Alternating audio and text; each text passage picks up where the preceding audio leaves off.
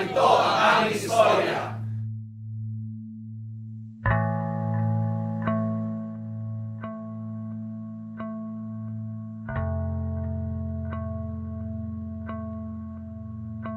It's very new, so medyo mahirap.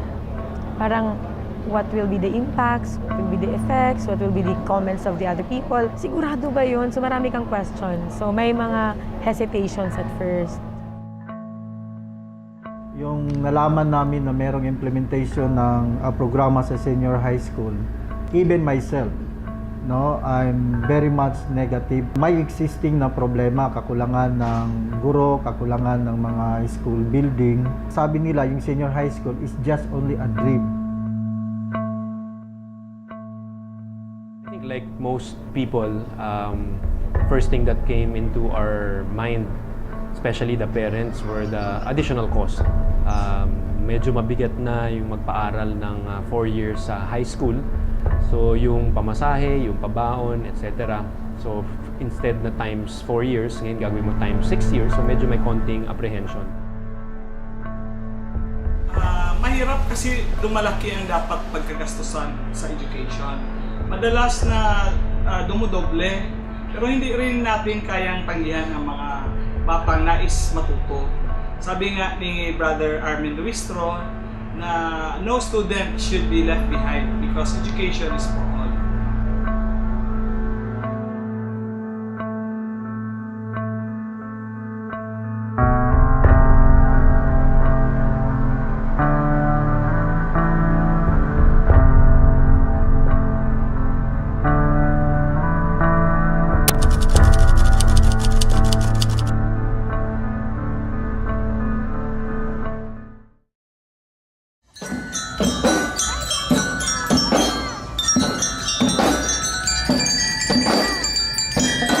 So una, ang senior high school, ayaw ng estudyante yan kasi dagdag daw na 2 taon, parang dagdag na 2 taon ng paghihirap sa kanila, dagdag gastos. Pero ipinakita namin yung kalagayang pangkalakihan ng buong mundo na kung saan doon sa international standard na 12-year basic education cycle, Pilipinas na lang, Angola at Djibouti ang mayroong 10-year basic education cycle. So nagiging nasa posisyon na napaka-disadvantageous ng Filipino students yung pagkakataon na yon dahil kumpara doon sa ibang bansa. So pag sinabi natin yung globalization, ASEAN integration, hindi natin naaabot yung international standard. Pushing forward the implementation of the senior high school. Since we have 3 exits for this senior high school, that's kolehiyo, trabaho, and negosyo. It's really a good opportunity for them that when they graduate of the senior high school, if they don't have interest or even they don't have that much fun to go into the college, they can really find a job and can help alleviate the standard of their living, and if ever they have the chance to be employed, they can also pass on whatever beautiful future that will bring to them.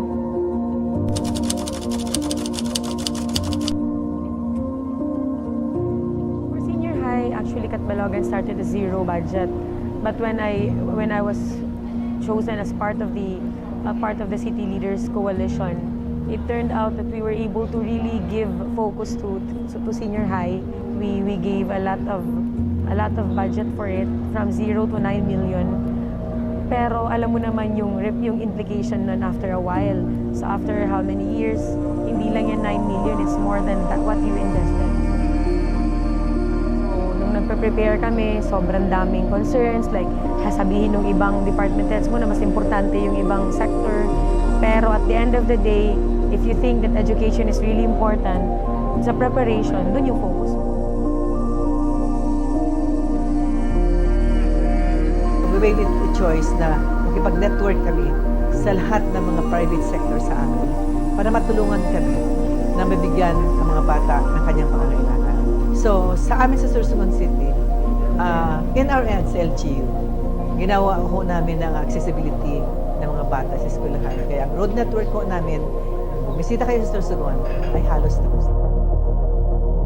Problem is the area where we can put the facilities for senior high school. So most of the land here are already privately owned. We don't have much government-owned facility where we can put the schools. And of course, with senior high school, we have to have additional classrooms, additional buildings for them. So what we're doing is we buy properties, land, for us to build the additional classrooms and buildings for senior high school. The number of students are increasing for all levels.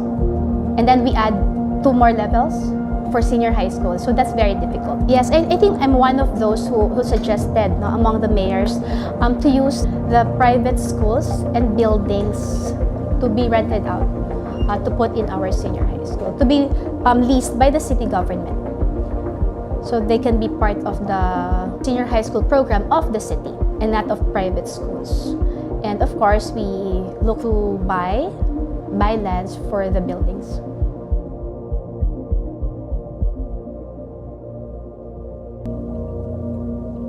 For the infrastructure, what we did is to follow our catch-up plan by utilizing extra classrooms in the schools and also the different centers, and then we introduce also double session, meaning we have to shift things, one class in the morning and another class in the afternoon. That is for the junior high school, but for the senior high school they're having a whole day session.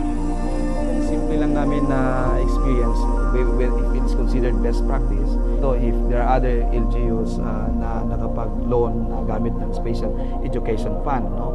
Kahit ako, ayaw ko pong mag-loan but wala po akong choice, and nakita ko naman na kailangan. And second is marami po kaming nagawa na parang sabi namin outside the box, being flexible, but of course following the rules, no? Na nakapagtayo po kami ng mga classrooms na hindi naman kailangan mayroong program of works, mayroong charges. Halimbawa, yung aming mga makeshift classroom, sabi pa nga nila temporary, pero parang maging temporary permanent na because it's still conducive. In the tune of 200,000 or maybe available mga surplus savings na mga materials na hindi naman kailangan kukuha ng budget. We made an estimate on how many classrooms we need through our participation with the League of Cities, city leaders. We were able to learn their formula on how to come up with an investment plan for the SHS. We also put up covered courts. I think we have about 5. We invested 22 million pesos only to support the senior high school. We put up 2 covered courts for the senior high school. We put up a 3-story building to support the spatial program of arts. We also had help from the League of Cities, where we were able to advocate for having a technical school in our city. So we bought a lot that will be allocated for this tech box school.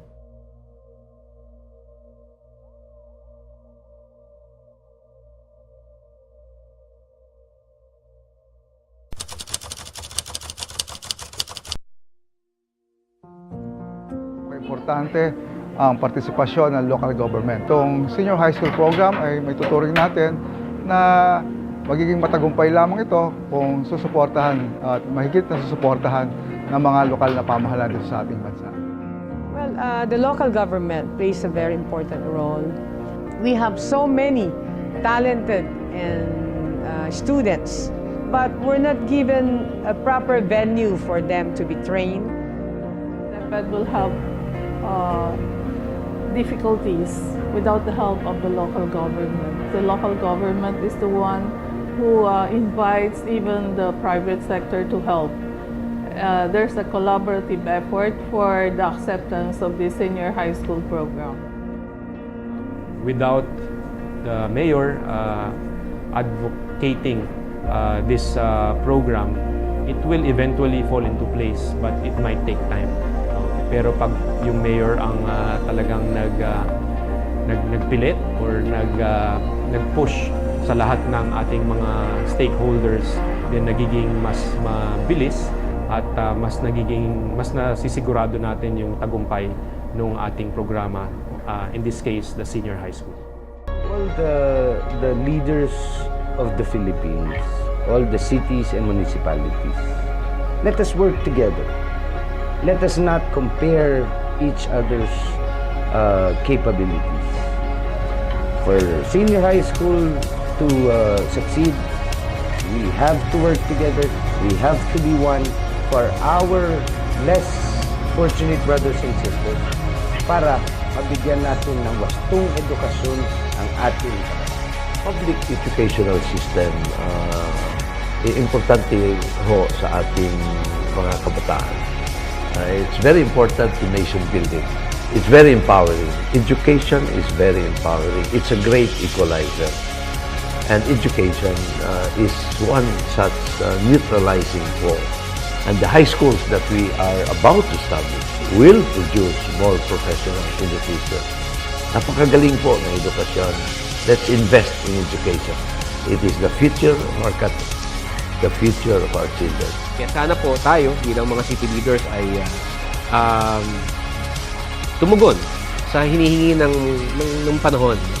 Ito naman ay ikabubuti ng ating bayan at kinabubuti ng ating mga kabataan. And lahat ng klaseng innovation, lahat ng klaseng ng challenges, haharapin natin. Yung problema ng pondo, problema ng kalidad ng guro, problema ng lugar, at marami pang iba. Pero itong mga suliranin nito ay kailangan tahakin natin, kailangan natin harapin para sa mas magandang kinabukasan ng ating mga kabataan. Para sa ating mga city leaders, sana suportahan natin ang senior high school program. Ito po ay ikabubuti at ikagaganda ng ating bansa at ng ating pong mga anak at mga kabataan.